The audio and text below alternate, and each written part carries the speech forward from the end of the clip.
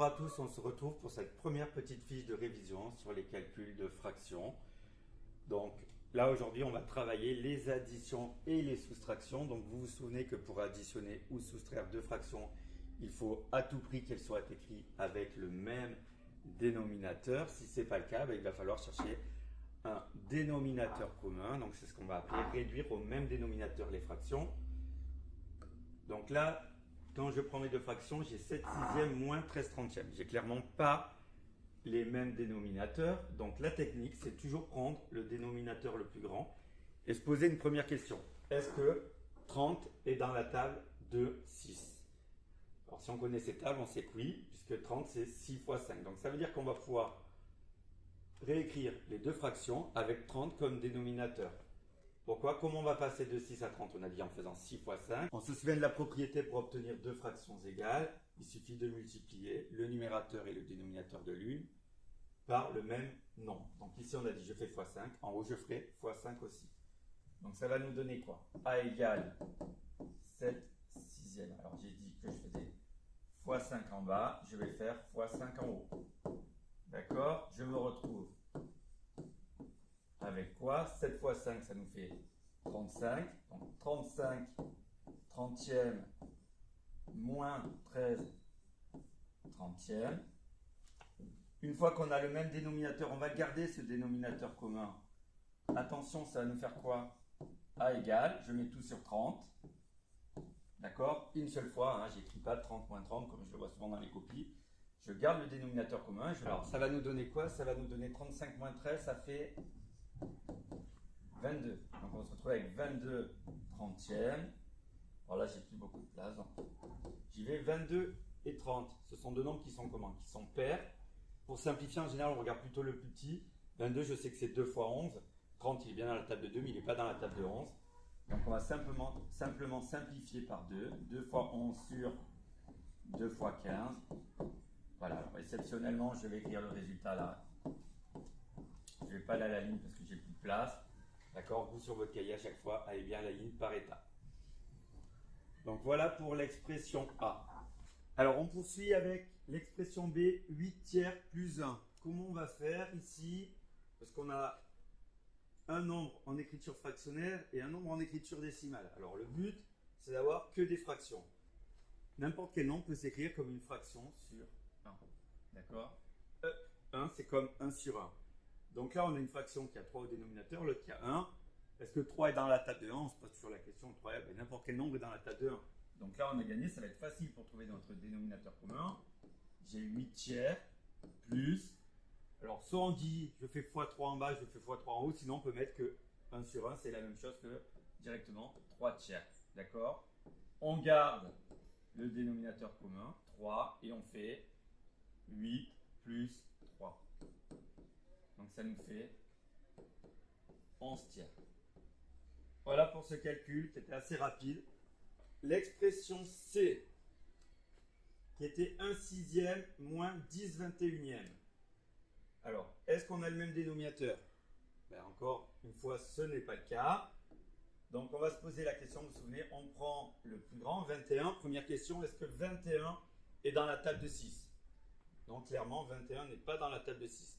Donc on va se réciter la table de 21 jusqu'à trouver un nombre qui soit aussi dans la table de 6. Donc il faut connaître un petit peu ces tables. Vous allez voir que c'est assez simple finalement. 21 fois 1, on a dit ça ne marche pas. 21 n'est pas dans la table de 6. Je vais faire 21 fois 2. Ça fait combien? 42. Est-ce que 42 est dans la table de 6? Oui, puisque c'est 6 fois 7. Donc le dénominateur commun, il va être assez simple à trouver. On a dit c'est 42. Donc qu'est-ce qu'on va faire?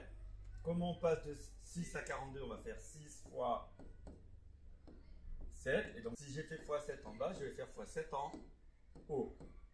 D'accord? Maintenant, j'avais 21, on a dit. On voulait prendre 42 comme dénominateur commun. Comment on passe de 21 à 42? En faisant 21 fois 2. Donc je vais faire la même chose au numérateur. Je vais multiplier par 2, donc ça va faire 10 fois 2. Et on se retrouve avec une fois 7, 7 sur 42. Avec l'habitude, on pourra aller un petit peu plus vite. 10 fois 2, ça fait 20. Donc j'ai 7 42e moins 20 42e. Maintenant que j'ai le même dénominateur. Qu'est-ce que je vais faire? Je vais garder mon dénominateur commun. Je mets tout sur 42 et je calcule avec les numérateurs 7 moins 20. Et 7 moins 20, ça fait combien? Ça fait moins 13. Alors attention, moins 13 divisé par 42, le résultat il sera négatif. Je peux le mettre devant la barre de fraction. 13 sur 42. Alors, est-ce que là, on peut simplifier ou pas? On a dit que pour la simplification, au-dessus, je prends le plus petit. 13, il est dans la table de quoi? 13, c'est un nombre premier, donc il est que dans la table de 1 et de lui-même. Donc, bon, 42 est dans la table de 1, mais ça ne servira à rien pour simplifier. Par contre, est-ce que 42 est dans la table de 13? Oui, non. Ben non, puisque si je récite la table de 13, c'est 13, 26, 39, 52 et pas 42. Donc là, on a terminé. On va terminer avec cette dernière expression. Alors bon, ce ne sera pas bien aligné au départ, c'est pas grave. On va regarder, cette fois-ci, on a 3 fractions. On a 4 neuvièmes plus 8 quinzièmes moins 2 tiers. On sait que pour additionner ou soustraire, il faut à tout prix qu'on ait le même dénominateur. Donc la technique, toujours la même, je prends le plus grand. Et je me pose la question, est-ce que 15 est dans la table de 9 et de 3?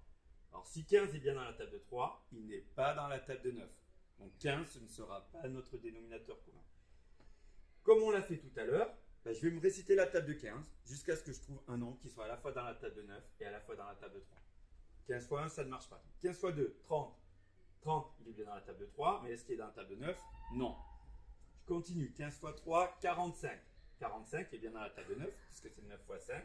Et 45 est aussi dans la table de 3, puisque c'est 3 fois 15. Donc ça veut dire qu'on va tout mettre sur 15. Attention. Alors ici, je vais faire quoi?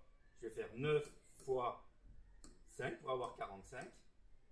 Et donc, si j'ai fait x 5 en bas, je vais faire x 5 en haut. Alors, j'écris un peu moins gros. Maintenant, plus. Pour passer de 15 à 45, on fait 15 fois 3.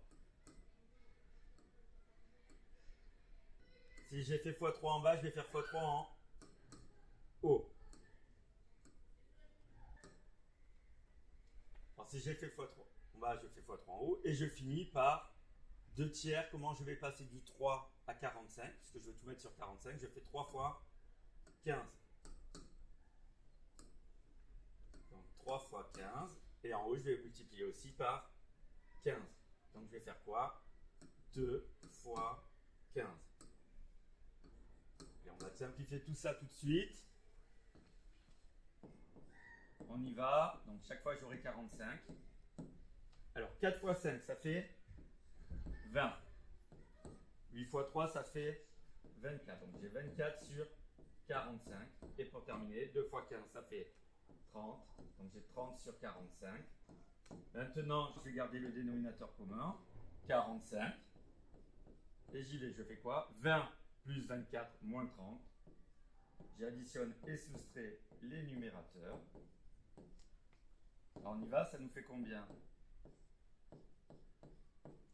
20 plus 24, 44, moins 30, ça fait 14. Alors je me retrouve avec 14 sur 45. 14, c'est simplement 2 fois 7. 45 n'est ni dans la table de 2 ni dans la table de 7. Donc ça veut dire qu'ici, on a terminé pour ce calcul. Voilà pour cette première fiche de révision.